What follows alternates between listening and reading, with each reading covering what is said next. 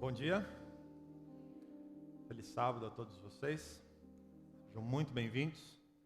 Estamos nas últimas semanas acompanhando as canções do livro de Salmos, canções que, vez ou outra, cantamos em nossa própria experiência. Título da mensagem de hoje, Canção de Misericórdia. Nós vamos refletir um pouquinho juntos a respeito do Salmo 86. Eu convido você para lermos juntos os primeiros 7 versos deste salmo, que é um lindo salmo de petição ao Senhor. Salmo 86.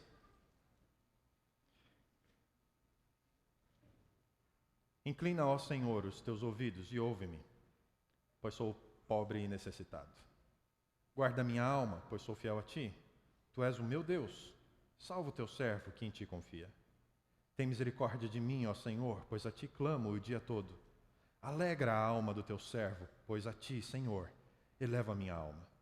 Tu, ó Senhor, és bom e pronto a perdoar, e abundante em amor para com todos os que te invocam. Dá ouvidos, ó Senhor, à minha oração. Atende à voz das minhas súplicas, e no dia da minha angústia clamarei a ti, pois me responderás. Assim como você está, vamos orar mais uma vez. Bom Deus, através da Tua palavra, fala a nós esta manhã, para que aprendamos a estar diante de Ti, com fé e confiança, no Teu amor e na Tua misericórdia. Oramos em nome de Jesus. Amém. O Salmo 86 está na segunda seção do livro de Salmos. Nós já mencionamos aqui, todo o saltério, os 150 salmos estão divididos em 5 livros. Este salmo está na segunda seção, é uma seção mais litúrgica. As pessoas estavam acostumadas a cantar nas celebrações e no seu momento de adoração os versos desses salmos. O Salmo 86 é um salmo de petição. Boa parte das frases deste salmo nós encontramos eco em outros salmos da Bíblia. É quase como que uma síntese de petição ao Senhor que encontramos em diversos outros salmos, todos eles aqui no Salmo 86.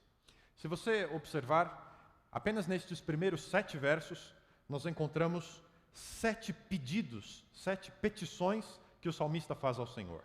Inclina e ouve, guarda a alma do teu servo, salva o teu servo, tem misericórdia de mim, alegra a minha alma, dá ouvidos à minha oração e me atende.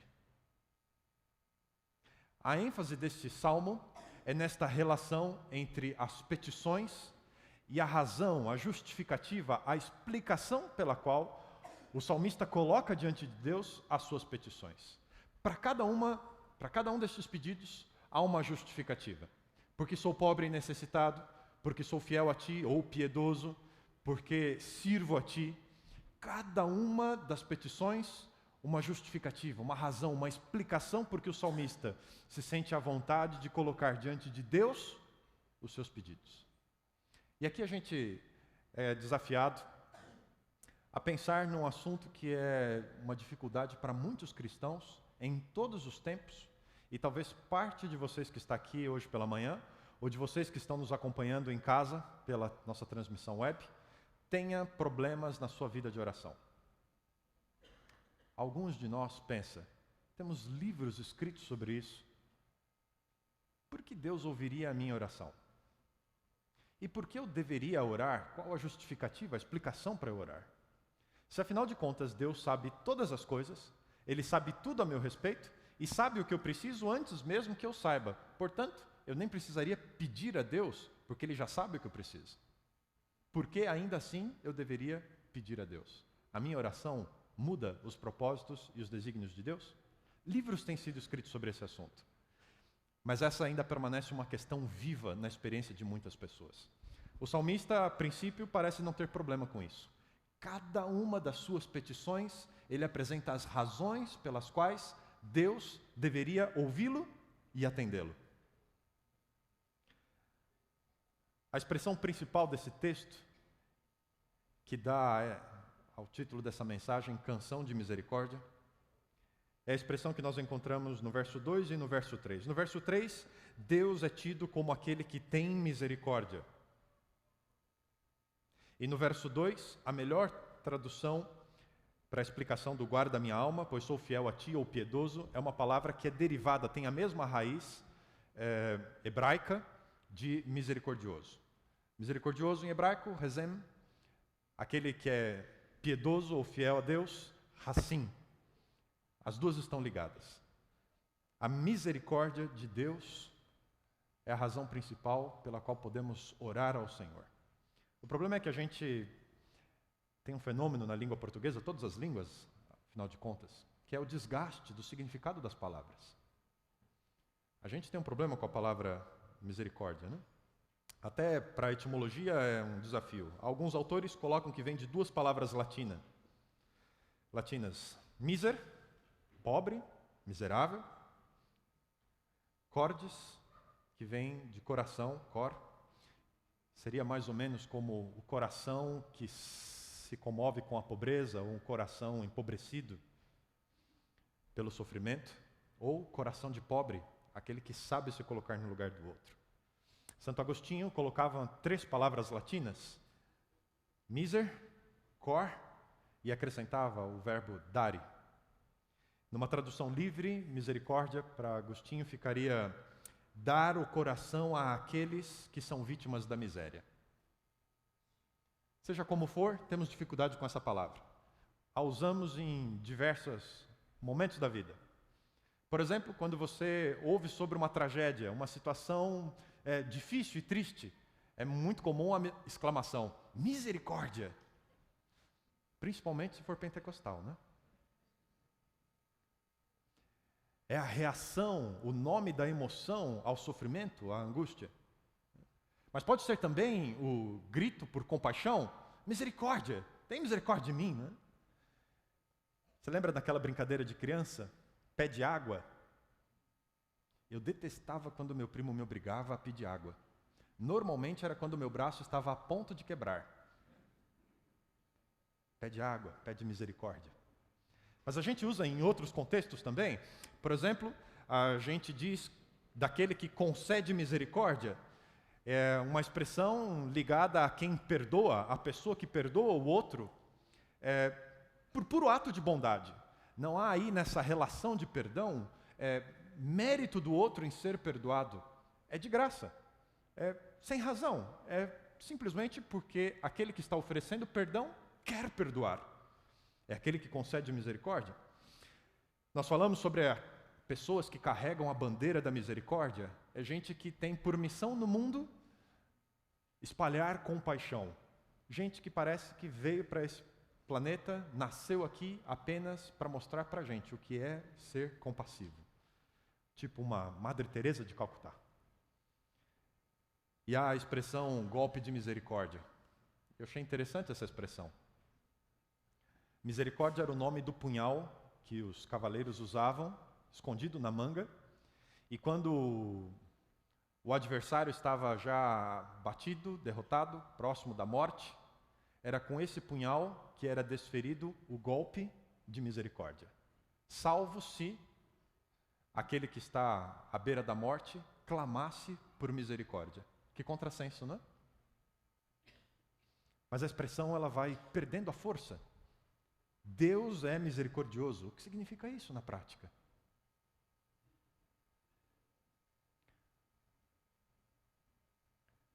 Será que, ao olhar para cada um de nós, Deus de fato ouve as nossas orações, sempre, e está disposto a responder às nossas orações? Como é que você se sente nesse momento de súplica a Deus? Será que eu estou falando para alguém hoje pela manhã que o sentimento de indignidade é tão grande, tão grande, tão grande, que se torna um bloqueio para as nossas orações? Eu não vou pedir a Deus, porque eu não sou digno de que Ele me responda. Talvez se a gente mudasse um pouco a pergunta, e afinal de contas, quem de nós é digno de que Deus lhe responda às petições. Entre essas duas expressões hebraicas que a gente encontra aqui no texto, o salmista dizendo, guarda a minha alma, pois sou racim, sou piedoso, e que vem da palavra, da expressão recém, que vem aqui do verso 3, tem misericórdia de mim, aquele que tem misericórdia. Alguns estudiosos dizem, olha, essa é uma relação da aliança. Você se lembra da história de Moisés? Quando ele no alto do monte pede para ver Deus? E Deus diz, olha, você não pode ter essa experiência, você vai morrer. E Moisés insiste. E Deus diz, então está aqui a penha, você entra nessa fenda na rocha, eu vou pôr a minha mão sobre você e a minha glória vai passar sobre você. E apenas pelas costas você vai me ver. E a cena transcorre e a expressão de Moisés, ao descrever Deus, grande em misericórdia e verdade. Essa expressão, misericórdia e verdade, descrevem a Deus no Antigo Testamento como o Deus da aliança, o Deus que salvou o seu povo Israel. E alguns dizem que a expressão, guarda minha alma, pois eu sou fiel a ti, é uma forma de descrever essa aliança de Deus com o homem. Por que Deus é misericordioso com o homem? Porque o homem está em aliança com Deus, então Deus é misericordioso com ele. Mas eu tenho um problema com essa explicação. Porque se você é digno de receber a misericórdia de Deus, se por causa da sua vida de piedade, de santidade, você consegue colocar Deus contra a parede e dizer, olha, dessa vez eu falei, mas não tem sido sempre assim, porque eu sou uma pessoa piedosa, tem misericórdia de mim? Se a situação é essa, misericórdia deixa de ser misericórdia. Porque Deus está obrigado a perdoar e não oferece isso com gratuidade. A ligação é porque nós somos frágeis e limitados. A melhor descrição é a que o salmista abre o salmo. Inclina os teus ouvidos e ouve a minha oração, porque sou pobre e necessitado. O problema não está tanto com a misericórdia de Deus. O problema está com a nossa autopercepção de pobres e necessitados. Se a gente vai a uma descrição da igreja que aguarda o último período da igreja antes da volta de Jesus, a denúncia do próprio Jesus para essa igreja é: vocês dizem que não tem falta de nada, são ricos e abastados, mas na verdade eu olho para vocês, vocês são pobres, miseráveis e estão nus. O problema é a nossa natureza humana. Quando Deus espera que façamos a Ele as nossas petições, quando a oração se torna algo essencial no relacionamento com Deus, abrir o nosso coração a Ele e mostrar as nossas necessidades, reconhecer as nossas limitações,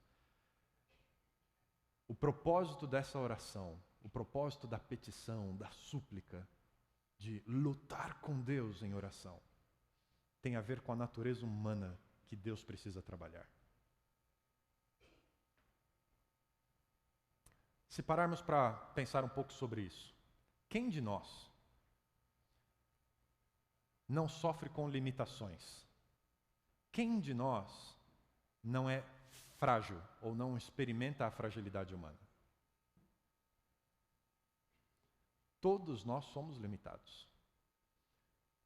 Pergunta: quanto tempo você fica sem ar para respirar? Autossuficiente. Quanto tempo sem ar? Minutos? Autossuficiente? Quanto tempo sem água você vive?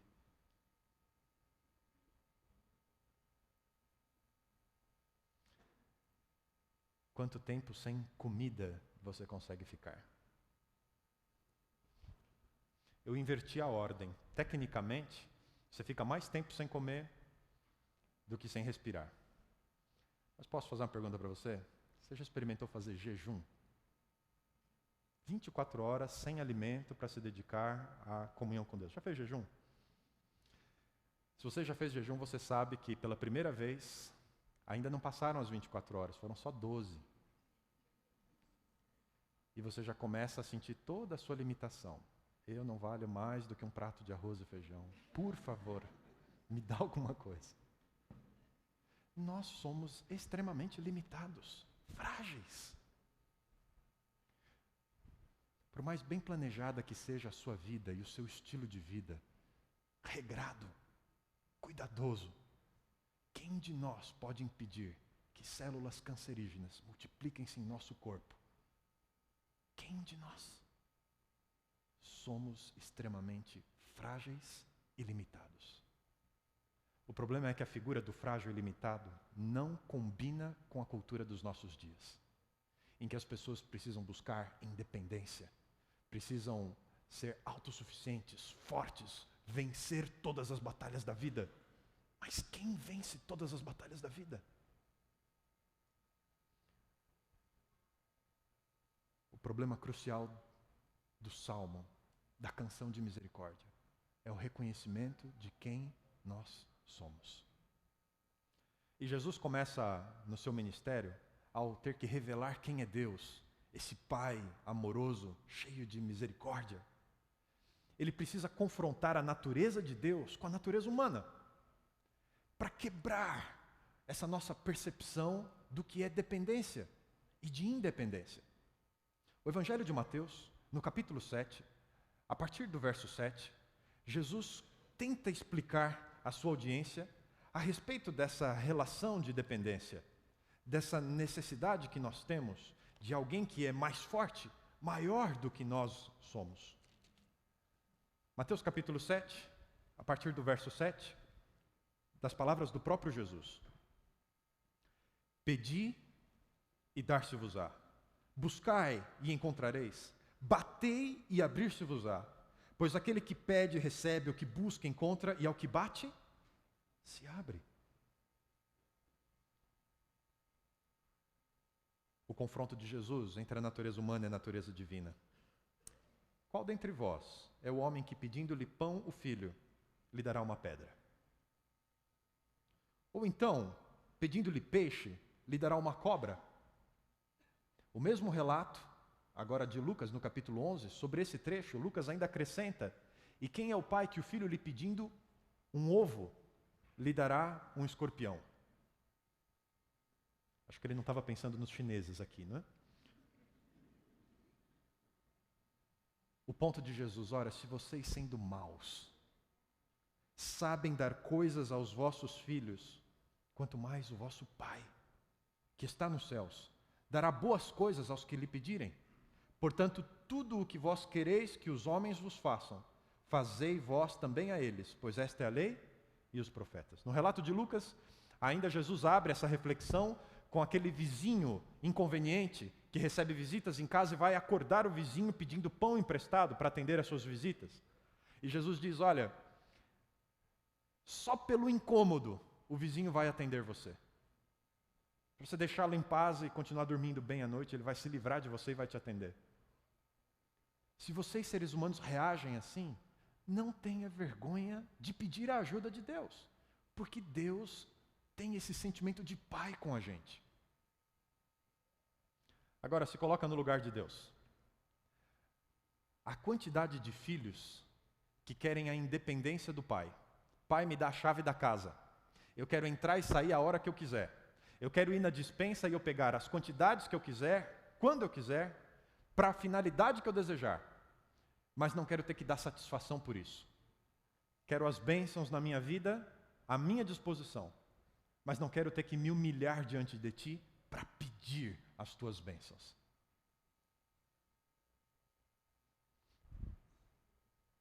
Parece uma afronta, não é? É a natureza humana. Nós somos assim. Para muitas pessoas, é motivo de orgulho passar pela vida cristã sem enfrentar problemas, sem ter tido que depender da oração das pessoas para que Deus interceda em seu favor. Queridos, é completamente o contrário. O objetivo de Deus é trabalhar com a nossa natureza humana e nos levar ao reconhecimento de que nós somos frágeis e limitados. Quebrar esse orgulho que nos afasta de Deus, de um Pai de amor e de misericórdia. E a minha pergunta para você essa manhã é: qual tem sido a sua experiência de oração com Deus? Você tem, pela fé, incomodado Deus? Mostrado a Ele toda a sua fragilidade, toda a sua dependência? Ou ainda tropeçamos na armadilha da autossuficiência?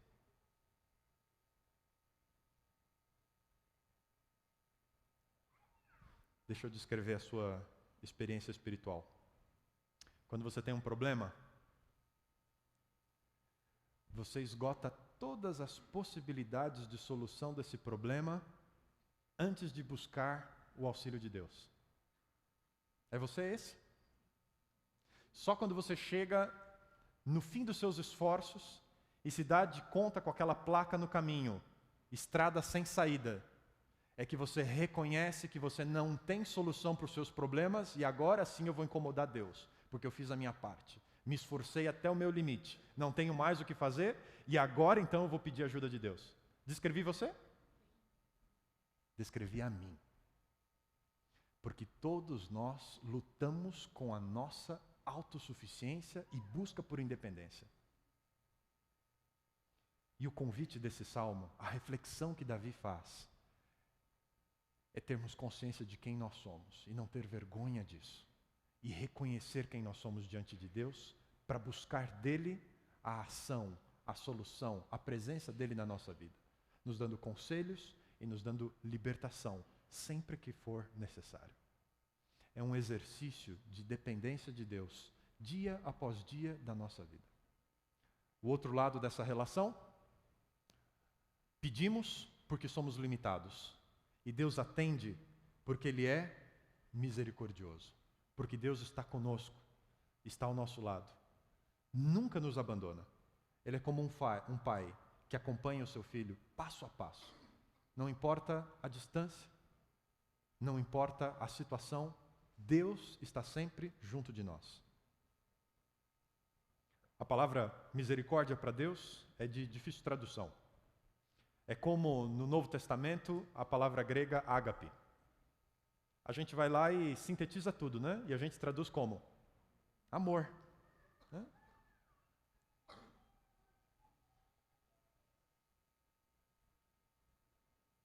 Você ama Deus como ama Big Mac?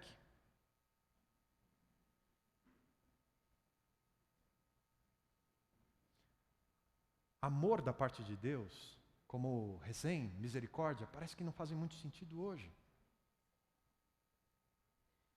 Porque é difícil termos a perspectiva de quem é Deus. Mas Davi, que viu Deus agir na sua vida, dia após dia na sua vida, inúmeras orações respondidas, ele tinha uma coleção de razões, porque ele sabia quem era Deus. Deus era amoroso e tinha misericórdia. A gente acaba traduzindo as expressões que dão nomes a essa relação, as ações de Deus de amor. Às vezes Ele é bondoso, compassivo, perdoador, mas acima de tudo, a essência de Deus, Deus é amor. Deus é, como no Antigo Testamento, misericordioso. A perspectiva correta de quem é Deus e a perspectiva correta de quem nós somos. Eu gosto muito do verso 8. O verso 8, Davi pontua tudo isso que ele está falando a respeito de Deus, ele faz um contraponto com outros deuses. E o verso 8, Davi faz essa contraposição. Entre os deuses não há semelhante a ti, ó Senhor, não há obras como as tuas. Quem é Deus? Deus é incomparável para Davi. Não é que Davi acreditasse nos deuses dos povos vizinhos, dos povos pagãos. Não. Davi sabia muito bem que todas aquelas divindades não passavam de obra, produto feito da mão daqueles próprios povos. Ali não havia nenhuma divindade. Por isso elas nem podem ser comparadas a Deus. Apenas Deus é vivo e faz-se presente na vida dos seus filhos. Apenas Deus é amor, Deus é verdade, Deus é misericórdia. Apenas Deus está interessado em fazer parte da vida dos seus filhos. E quando eu percebo essa perspectiva de Davi a respeito de Deus, da proximidade de Deus, da diferença de Deus como alguém que tem amor, misericórdia pelos seus filhos. Eu me lembro da experiência de Nabucodonosor em Daniel capítulo 2. Você se lembra dessa história? Nabucodonosor havia acabado de estabelecer o império neobabilônico. Conquistou e subjugou os povos ao seu redor. Em termos de realização, de sucesso, ninguém se comparava, naquele momento histórico, a Nabucodonosor. Autossuficiente, independente, todos a seus pés, ninguém acima dele, todos abaixo dele. Mas Deus começou a incomodar Nabucodonosor. Num determinado momento da sua vida, no capítulo 2, diz que ele passou a ter medo pelo futuro. O que virá depois?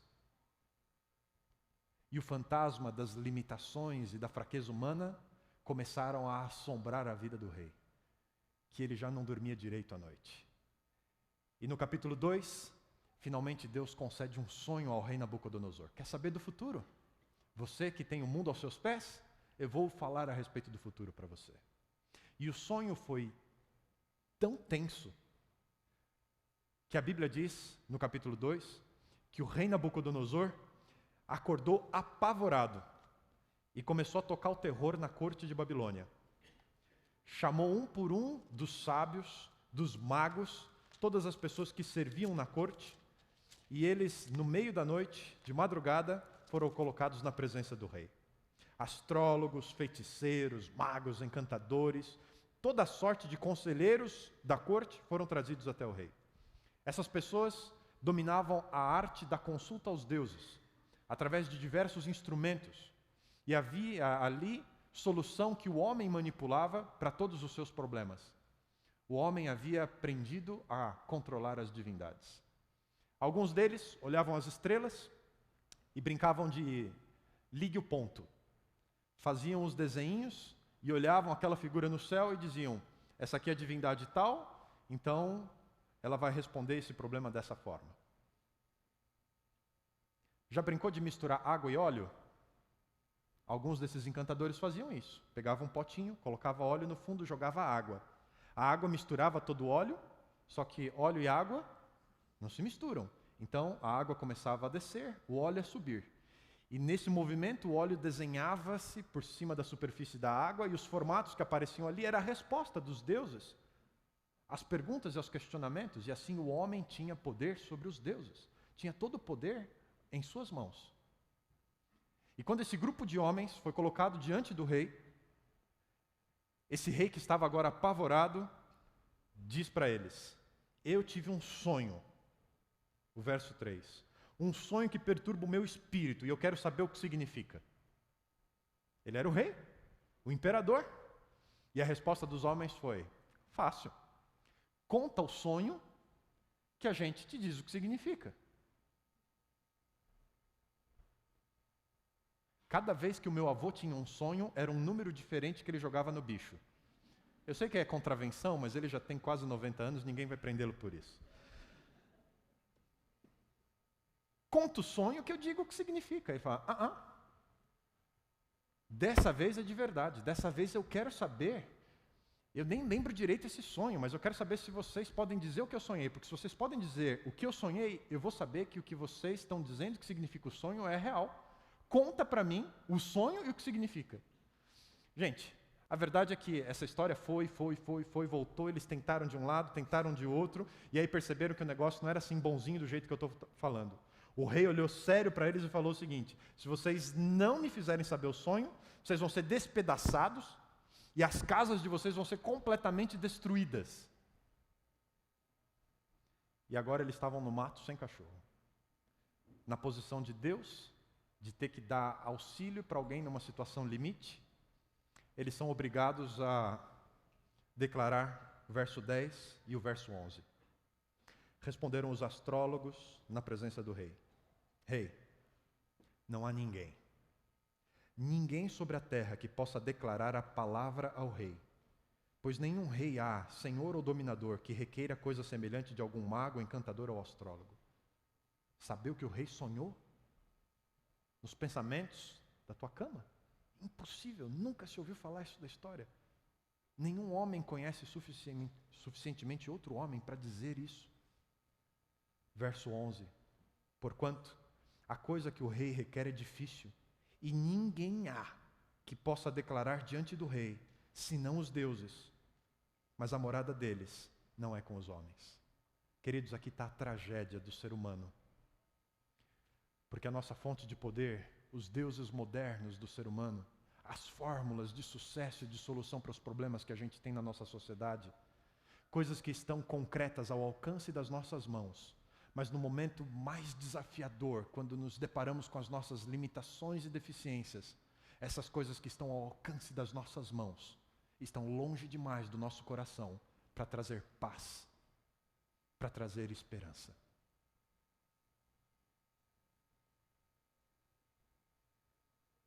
Quem de fato tem sido Deus na sua vida?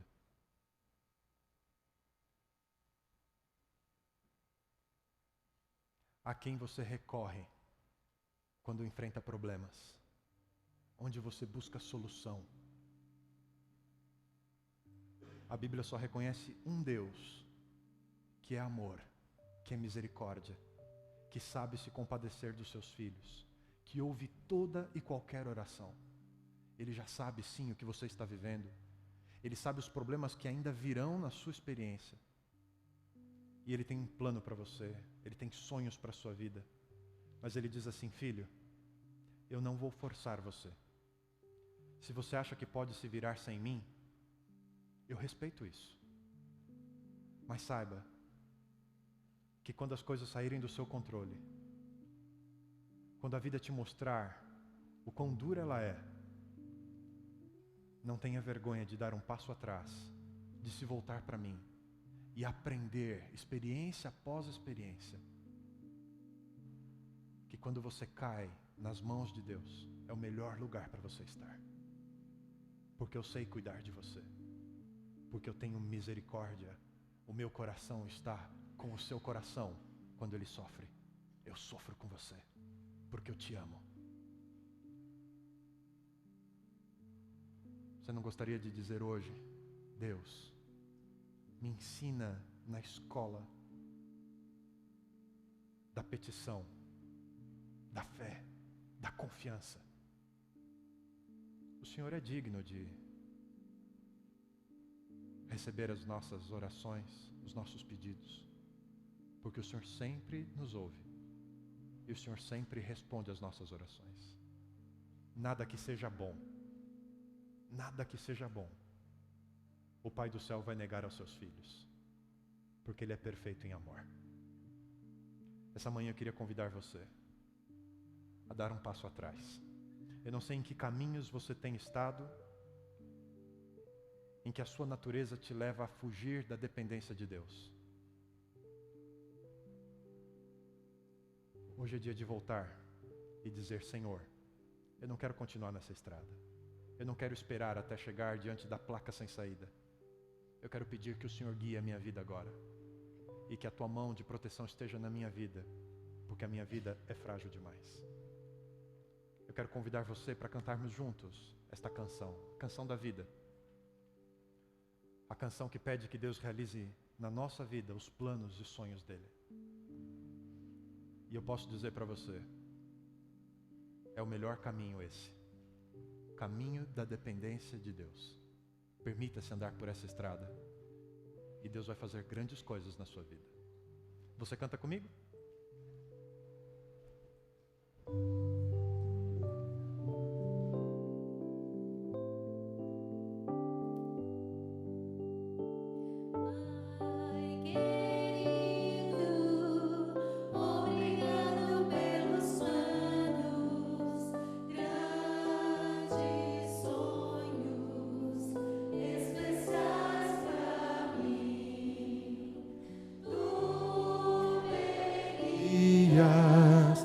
Nos caminhos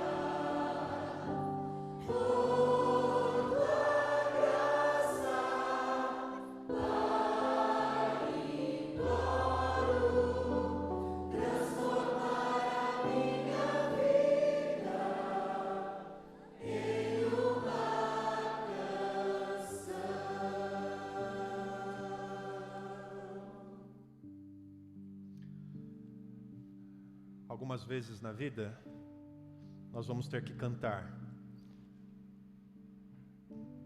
a letra do pedido de misericórdia. Mas há uma lição a aprender com esta melodia. A lição da dependência de Deus. Outra tradução possível para piedoso, fiel, que vem de misericordioso, é do relacionamento de pai e filho. Vocês que já foram pais se lembram da emoção, do sentimento de ter uma criança nos seus braços, dependente em todas as coisas de você?